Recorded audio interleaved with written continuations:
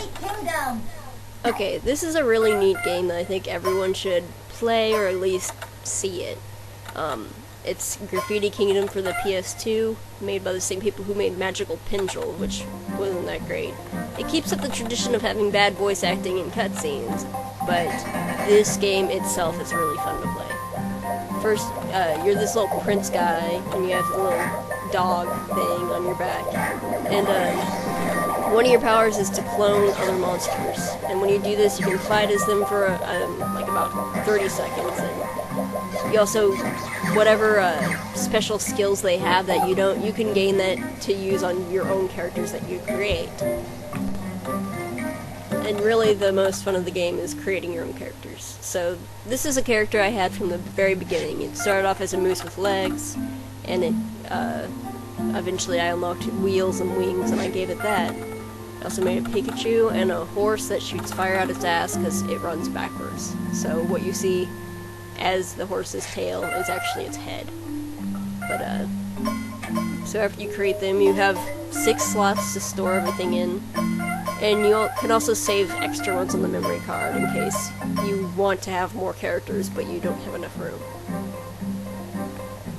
So after you have everything stored in the quick bar, you can hit the directional keys to choose what you want to play as. You can also set each character's attacks, which I'll show you later. And you also set each body part after you draw it. So like there's the body, the head, you can have legs, arms, tails, wheels, and wings, insect wings, but most of them you have to unlock. I think you start out with like a body and legs or something. You can still draw yourself the head, you just can't designate it as the head. So there's my moose, and using some sort of fast attack thing. And your attacks depend on what kind of body parts you have. If you're large, you can jump higher for one thing, and if you have a little charged body type, then you can do those magic things like what Pikachu is doing, the little electric shot. He has that explosion. Yay. Okay, so actually creating characters, it's not too bad.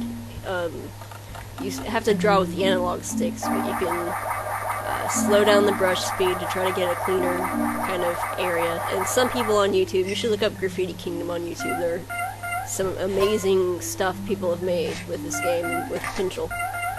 But you start off drawing the kind of body or face, and then you go around, you select another area to draw on, and then say I'll draw the head after I get the camera correct.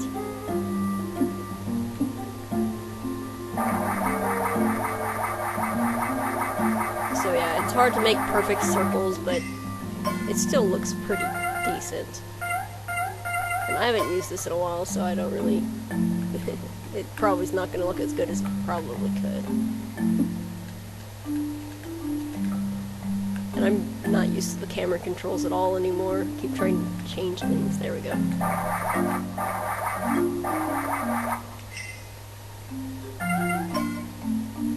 You see, there's no ear type, so I can set this as a curve.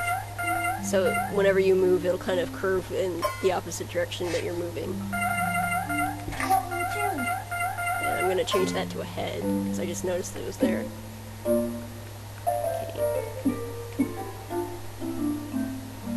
And you unlock the copy feature. You don't automatically get that, which is kind of dumb, but once you unlock it, it makes it easier to draw the legs and such.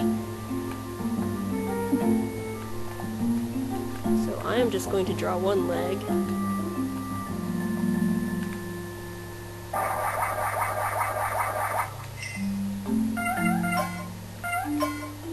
And set that as a leg. I'm not going to have arms and legs, otherwise they'll walk kind of funny.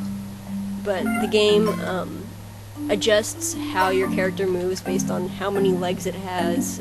If it has like 2 back legs, it'll walk on the legs, and you can use the arms for other things. And if it has 4 legs, it'll gallop, and you can kind of set how it walks also. Or if you give it 1 leg, it'll, adjust to how many legs you have. And I guess, it's not going to be like Spore where it looks perfect. It'll probably look really silly if you give it like 1,000 legs, but it's pretty awesome to create these characters and just see however it acts. Okay, so there's a crappy tail. And then also later on you unlock different types of brushes, so...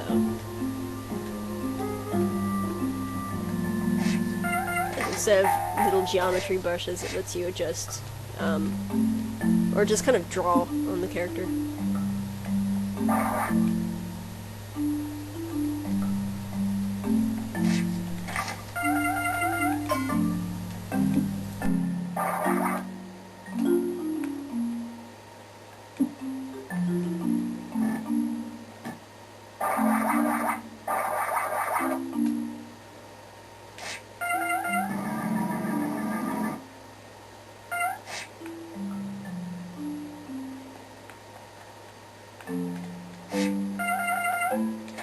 That looks done.